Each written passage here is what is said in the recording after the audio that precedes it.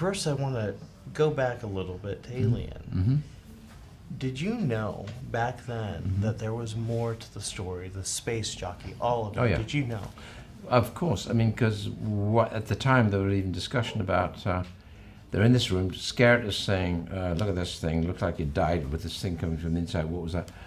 And I always hope that, God, I hope no one brings up and says, what about the guy in the chair? Because the film carried on with other intentions.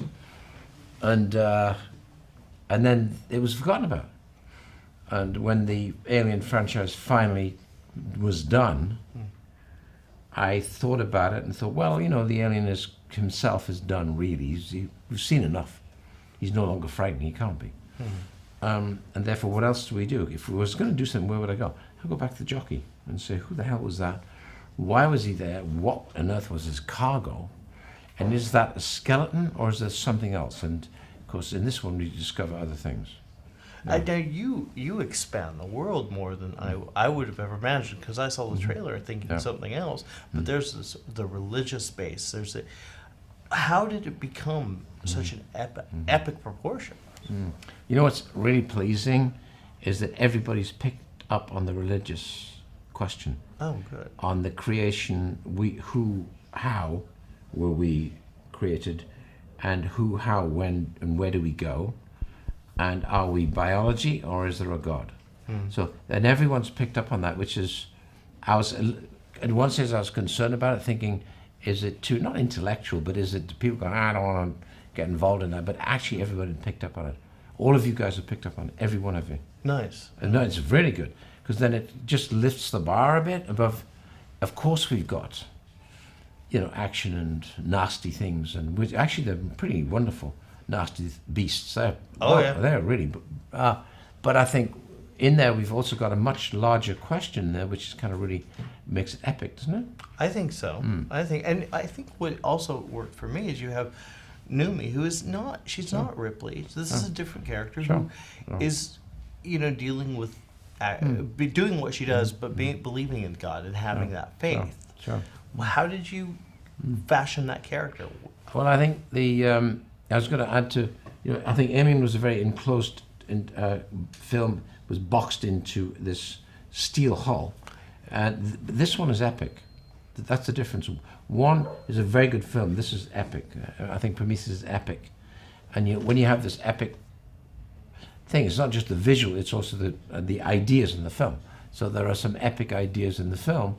And from that, I needed a real tough guy to actually be able to survive the whole process. And above all things, in this, a bit of a crusader, actually. Yeah. And in this instance, she was a crusader, and in fact, she had a strong faith. She believed in God. And yet, the irony is the confusion in her makeup is she's also a scientist.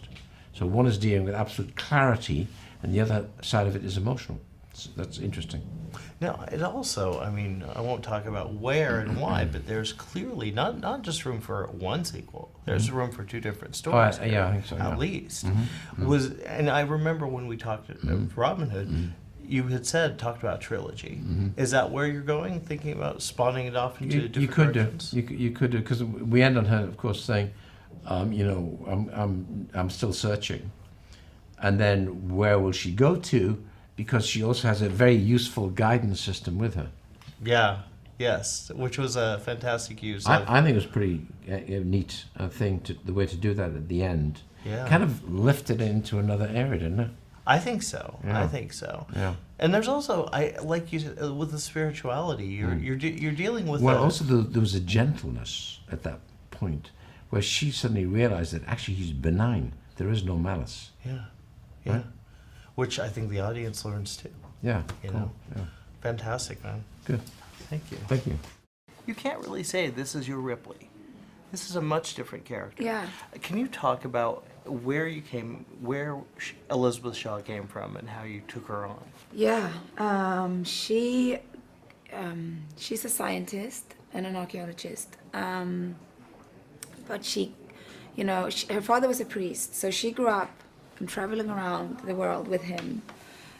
He died when she was 9, but she got, you know, he gave her the gift, the possibility, or, you know, he gave her access to faith and so she has, you know, she's connected with God, and she's a believer, and that contradiction, that conflict in her makes her extremely, you know, interesting, and I loved playing her. I kind of she's probably the less cracked, destroyed person I've ever played. and she always finds a way of, you know, of she's very good of being constructive instead of destructive. You know, she's kind of, she can always find a way to act and collect, you know, to be to find light. Positive. And she's positive. Yeah. And that's quite unusual for being me, you know, to do that. And I love playing it because she, in the beginning, she's quite naive, and she steps on board this mission with an open heart, and this is everything she's been wanting and living for, this mission. And then she realizes too late that she was wrong, and she becomes stronger and tougher in the second part of the movie.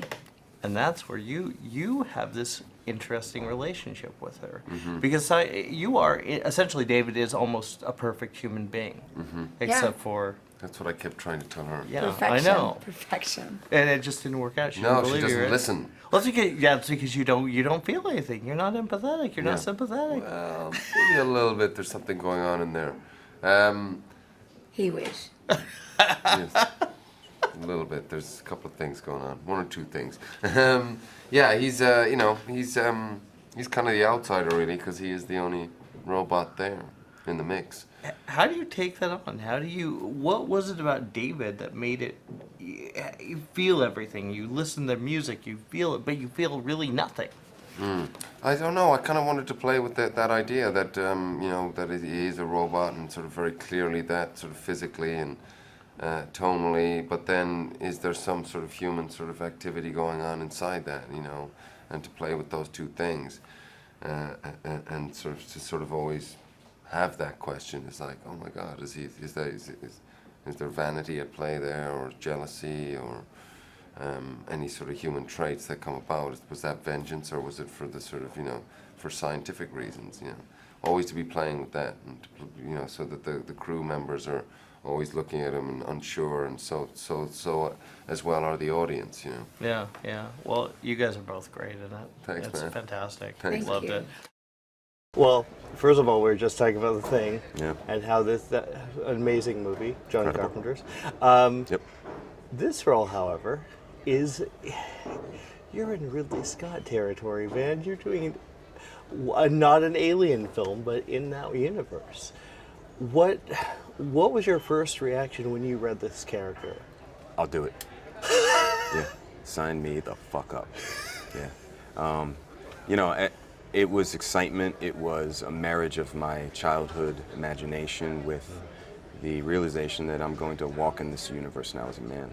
And that I felt a responsibility, and certainly a sense of blessing and gratitude. Yeah, and you'll forever be. I mean, once you get into that world, you're almost always known for it. You know. I have no problem being known for being in Ridley Scott's world. That's for sure. Now this role, he has a great dynamic with Noomi, who plays, you know, your partner, and there's this kind of naivete, especially about her, but you're kind of crossing the line with it. You're not so much a believer. You're not so much into the idea of religion. What was it like playing off Noomi and that kind of finding that gap in your own character? That. Yeah, I mean, you know, for me, that was actually my in to Charlie, because I'm not a religious person. And it's a compliment, the two, you know. As a team, Shaw and Holloway, they each represent an element of humanity, which I think define humanity, which is fact, science, and faith, religion. And to send those two elements out into the world to be representatives of humanity is a great thing. And of course they clash, but they also are very powerful together. And of course they come up against something that eventually throws everything up in the air. But I loved that idea of Charlie, not just wanting to meet his maker, but wanting to stand next to his maker, introduce him to the rest of humanity, and do away with man-made religion.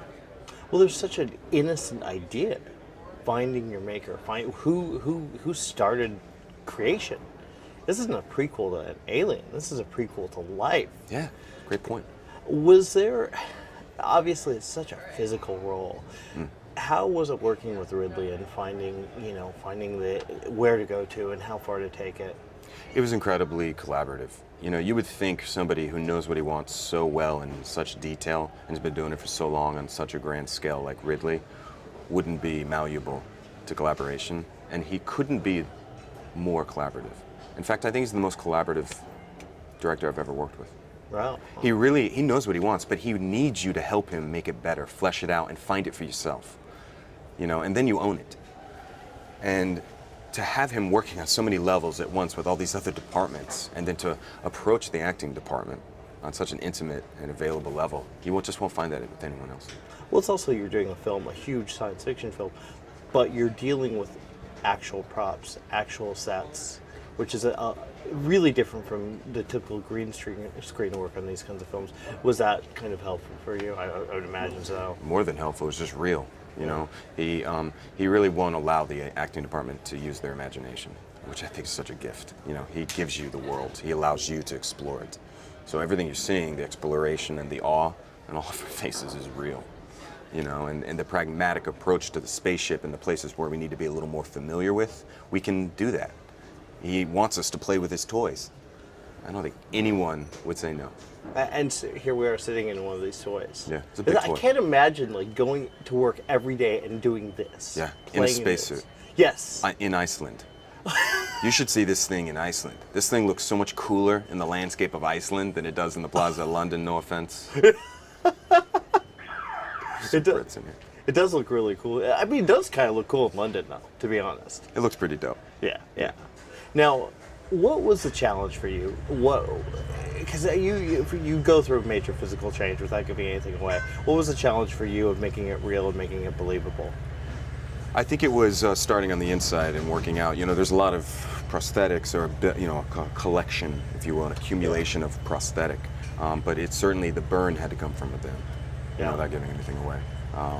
And so, you know, that was a tough couple weeks. You know, that we did that sequencing, and you know, it's it was a nice break after that. I'm sure, right? Yeah. Well, you were fantastic, man. Thank you. Thank you so much. Such a pleasure. Mine.